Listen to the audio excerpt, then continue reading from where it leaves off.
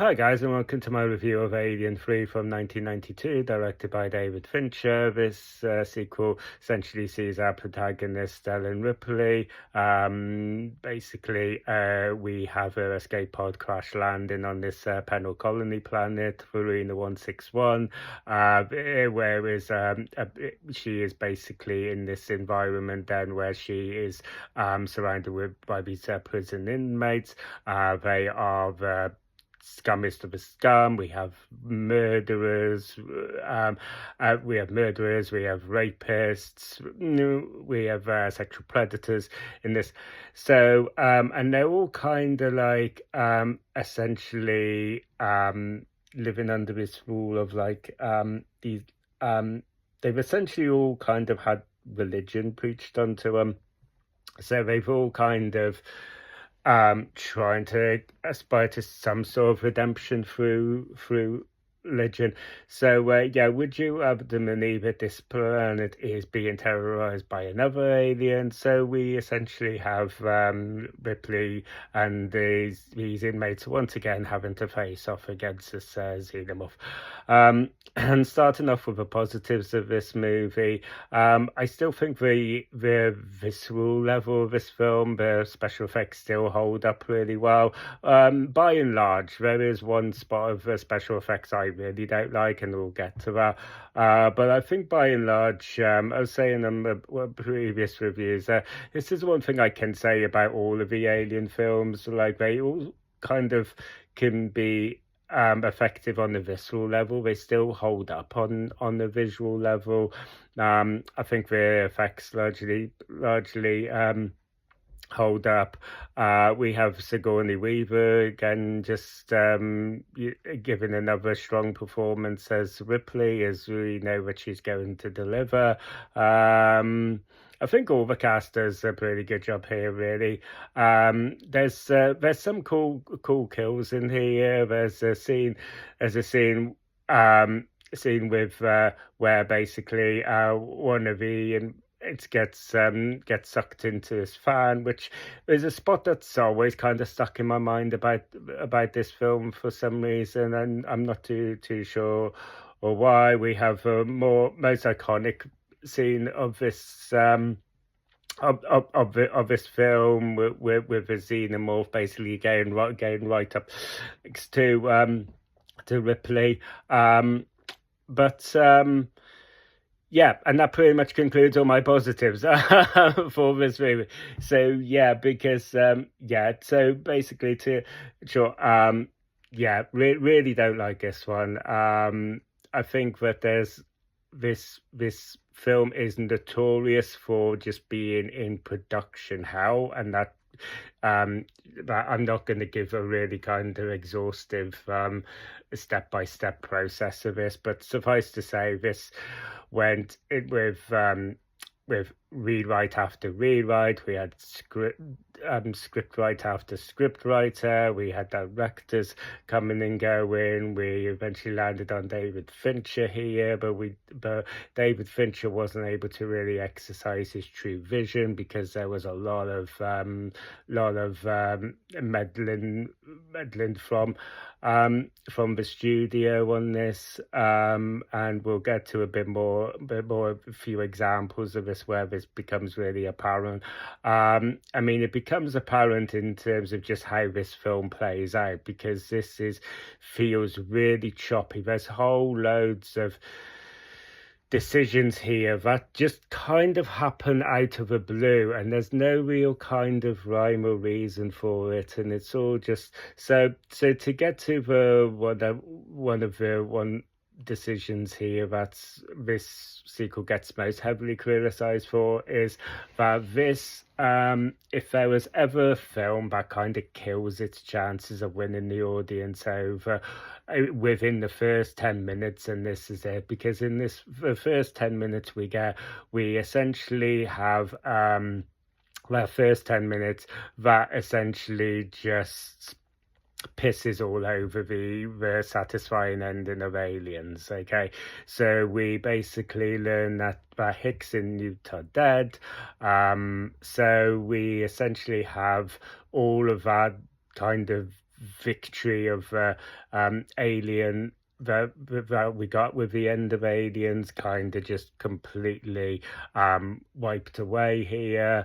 So I think that that plays a big part into and I think that there's a lot of some people just can't kind of get past that. And yeah, I mean, Aliens was such a good send off for this character. I think that you could have had Ripley just going through these horrors and then finding their family unit with Hicks and Newton. You know, that Alien should have been her Ripley's story done. You know, but we didn't. We got this. There was so we then go on to some really, but then it makes this decision of killing Hicks and Newtoff, and then it just gets to lay in the point. It doesn't just, it's not a quick like removal of a band-aid. There's things where, because we basically get this response from Ripley, where obviously she is distraught, but then at the same time she goes right from that to basically just wanting an autopsy done on Newton, just having her cut open in front of her, and basically just because she's still traumatized by her experiences with the alien and stuff like that.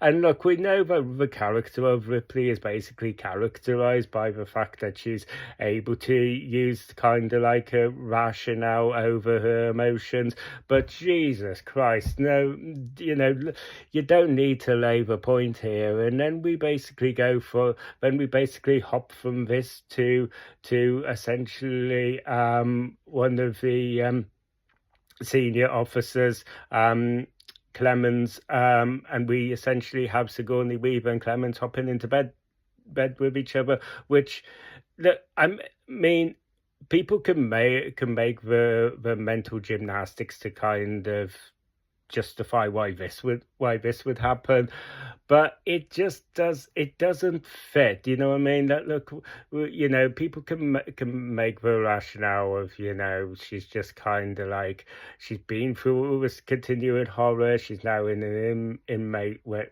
she's now basically in this environment where she's surrounded by the lowest of the low. There's male predators all around her. And, there's basically, you know, see Newton Hicks are dead, you know. But there's nothing really preceding this to indicate a romance between Clemens or Sigourney and Ripley.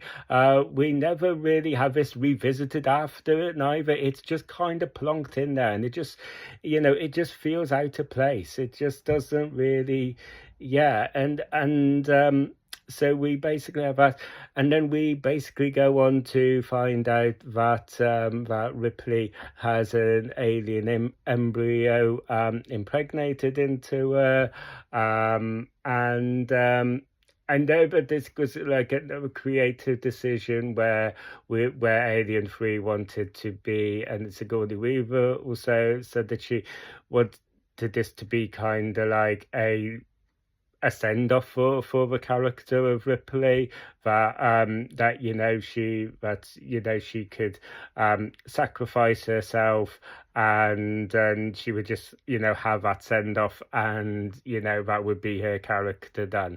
Because yeah, if you kill the character off here, then that's it. Do you know what I mean? Especially if you have the character killed off with an alien embryo in there that bursts out of her chest, you would think that would be the end of her story, wouldn't you? But as we're going to find out, it wasn't. So yeah, basically, so let's go right down to the finale of this, where we basically have, like I said, Ripley sacrificing herself by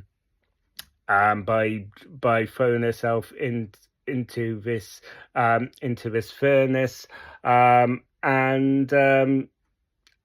yeah, I mean, so we have a lot of, obviously, Ripley sacrificing herself sacrificing herself by putting herself into this like crucified pose. Obviously, it kind of, there's a lot of overt religious symbolism here, which kind of fits with, religion kind of is kind of mentioned and plays a part, throughout the film.